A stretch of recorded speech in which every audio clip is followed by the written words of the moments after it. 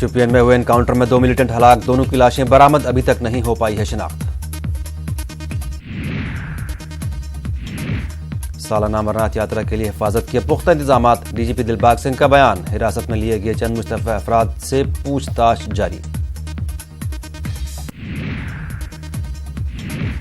بھلیسا کے نالی ہانجورہ میں زخمی شخص کو نہیں فراہم کی گئی ایمبولینس، پبلک ہیلتھ سینٹر میں نہیں دستیاب تھے ڈاکٹر، چارپائی پر لے جانا پڑا کافی دور، لوگوں میں سخت ناراضگی۔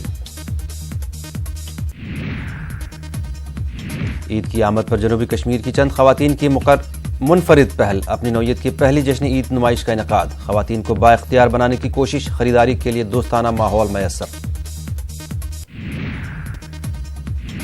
ریاست بھر میں عقیدت و احترام کے ساتھ منائی گئی شب قدر، مختلف مقامات پر روح پرور اجتماعات کا انعقاد، ہزاروں کی تعداد میں عقیدت مندوں کی شرکت، امن و خوشحالی کے لیے دعائیں۔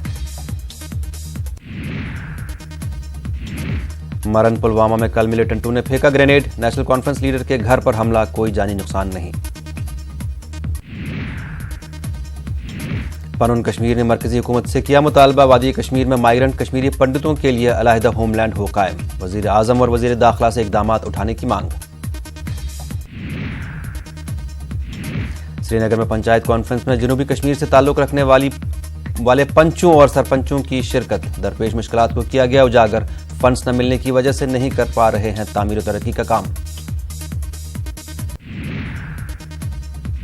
سامبا کے رق بروٹیا میں آتش زدگی، 3 کچے مکان اور مویشیوں کے 4 آسرے جل کر خاکستر، متاثرین نے گورنر انتظامیہ سے مدد کی اپیل کی۔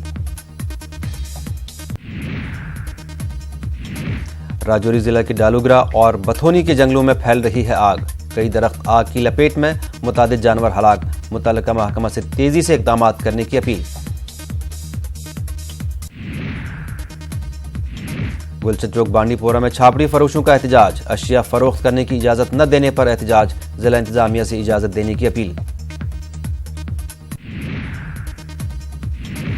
کارگل کی وادی سرو میں جیو کی خدمات شروع، ایگزیکٹو کونسلر آغا سید عباس رضوی نے کیا افتتاح، مقامی لوگوں نے جیو کے عہدیداروں کا ادا کیا شکریہ۔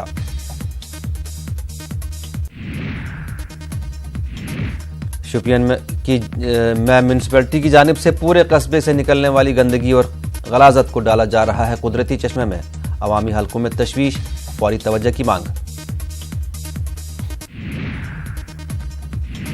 گلمرگ میں پبلک ہیلتھ سینٹر کی عمارت کی دیواروں میں پڑی دراریں، اسپتال کے سامنے موجود حفاظتی بند بھی گر چکا، اسپتال میں جگہ کی ہے کمی۔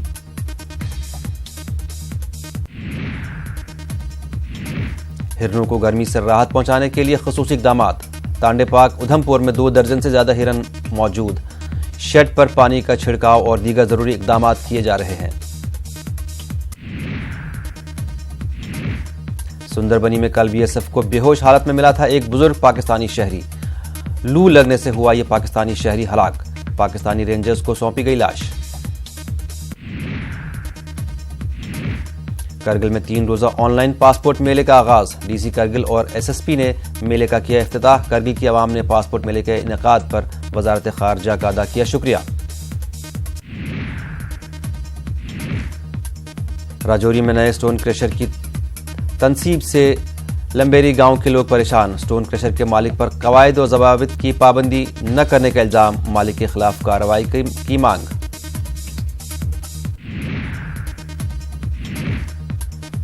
پلوامہ میں بڑی تعداد میں روسی سفیدے کے درخت سے نکلنے والی روئی سے لوگ پریشان، ضلع انتظامیہ سے مداخلت کی اپیل۔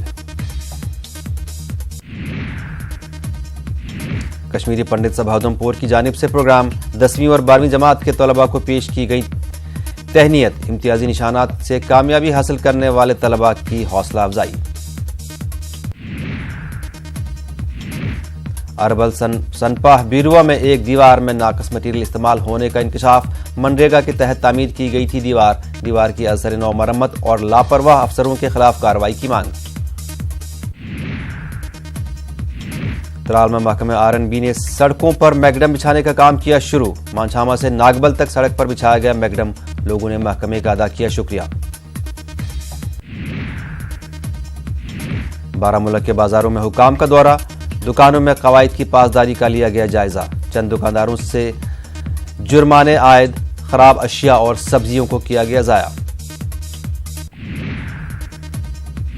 کرگل میں فوج کی دعوت افطار، اعلیٰ سرکاری عہدیداران اور مختلف مذاہب کے رہنماؤں کی شرکت، حاجی عنایت علی تھے مہمان خصوصی۔